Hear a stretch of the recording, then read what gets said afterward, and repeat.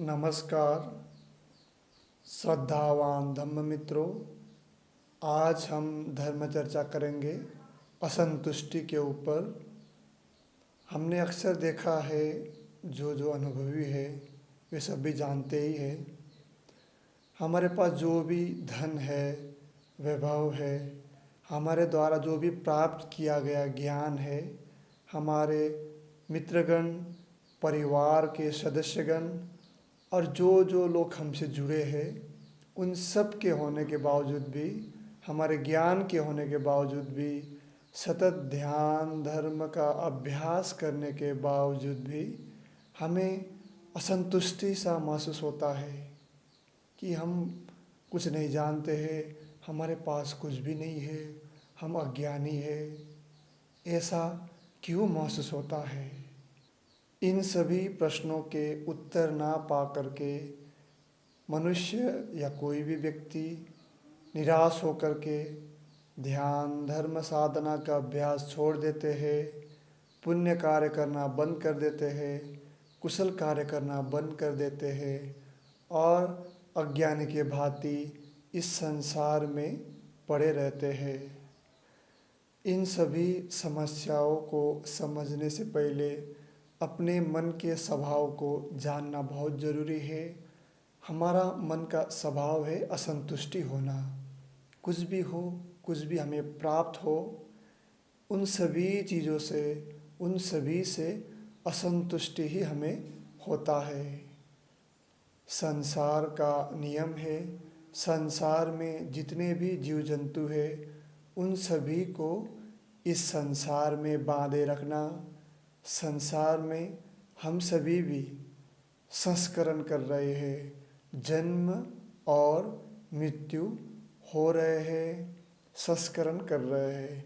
एक जन्म से दूसरा जन्म, दूसरा जन्म से तीसरा जन्म ले रहे हैं। इस तरह हम लोग बार बार इस संसार में आ रहे हैं, जा रहे हैं। कभी मनुष्य के रूप में, कभी दूसरे जानवर के रूप में, कभी दूसरे जीव जंतु के रूप में, बार बार पुनः भव में फंस करके संस्करण कर रहे हैं। यह संसार हमें अपने जन्म और मृत्यु के संस्करण में बांधे रखना चाहता है और हमारे मन का स्वभाव भी ऐसा ही है। सब कुछ प्राप्ति के बाद भी हमें सदा असंतुष्टि ही हाथ लगता है, असंतुष्टि ही हमें महसूस होता है। इसीलिए हमारे पास जो भी वस्तु है, धन संपत्ति है, वैभव है, घर है, उन सब का सही से उपभोग करें और जीवन यापन के लिए जो भी आवश्यक पड़ता है उसको पाने के लिए भी होशपूर्वक प्रयत्नशील बने रहे। अपने परिवार के सदस्यगण, अपने मित्र जो भी आपसे जुड़े हुए हैं, उन सब से भी संतुष्टि से व्यवहार करें, उन सब से भी मित्रवत व्यवहार रखें, मैत्रीपूर्ण व्यवहार रखें। और बहुत सारे ध्यान धर्म आध्यात्म के अभ्यास के बाद भी असंतुष्टि महसूस हो रहा हो तो अपने मन का खेल समझे और इस संसार का खेल समझे। जो भी ज्ञान है उसको भी जांच पड़ताल करते रहे। जो भी अभ्यास कर रहे हैं, ध्यान धर्म साधना, शील सदाचार दान का अभ्यास कर रहे हैं, इसको भी सतत जांचते रहिए, परखते रहिए, इसमें क्या सुधार ला सकता है, लाने का प्रयास करें और ज्ञान पाने के लिए तत्पर प्रयत्नशील रहे। ज्ञान हमें कहीं से भी, किसी भी छोटे हो या बड़े जीव जंतु से, प्रकृति से, इस संसार से, कहीं से भी हमें ज्ञान मिल सकता है। उसके लिए पहले हमें तैयार रहना पड़ेगा। अपने सभी ज्ञान के, क्रोध घमंड अहंकार के, अपने पास जो भी वस्तु है, धन संपत्ति है, वैभव है, अपने शारीरिक सुंदरता और मानसिक ज्ञान के अहंकार को दूर करके, इन सब को छोड़ करके एकदम ज्ञान के लिए तैयार व्यक्ति के भांति प्रयत्नशील रहना पड़ेगा। ज्ञान कहीं से भी मिल सकता है। ज्ञान के लिए ज्ञान की आवश्यकता, ज्ञान की चेतना, ज्ञान की चेष्टा रखने वाले व्यक्ति की आवश्यकता है।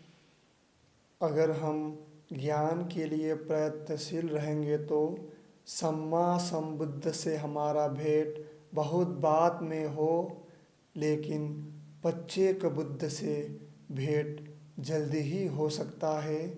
पच्चेक बुद्ध के वस्त्र के बारे में बहुत कम चर्चा मिलता है। काषाय वस्त्र ही धारण करता हो, ऐसा कोई विशेष चर्चा नहीं मिलता है। इसीलिए हमसे कई बार पच्चेक बुद्ध से भी भेंट हुआ होगा या हम मिले होंगे, लेकिन हमारे ज्ञान के प्रति चेष्टा ना होने के कारण या हमारे ज्ञान के प्रति कोई इच्छा ना होने कारण उनसे मुलाकात होने के बावजूद भी हम ज्ञान लेने में असमर्थ हुए होंगे।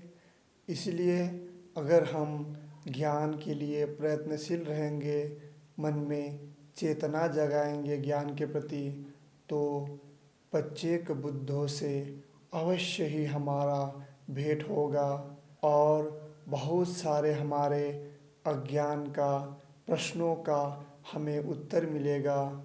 इसलिए असंतुष्टि होना मन का स्वभाव है, इस संसार का नियम है। ये कोई एक विशेष व्यक्ति के लिए ही नहीं है, ये सब पर लागू होता है। कोई इसको समझ करके आगे बढ़ गया है, कोई इसके बारे में कुछ जानता ही नहीं है, कोई इस प्रश्न को लेकर के, असंतुष्टि को लेकर के उलझन में पड़ा है। हम सभी साधक हैं, इसलिए हमें इन सभी उलझनों को, इन सभी प्रश्नों को, इन सभी असंतुष्टियों को जान करके होशपूर्वक आगे बढ़ना है। तो आप सभी भी ज्ञान के लिए प्रयत्नशील रहे, मन में चेतना रखें।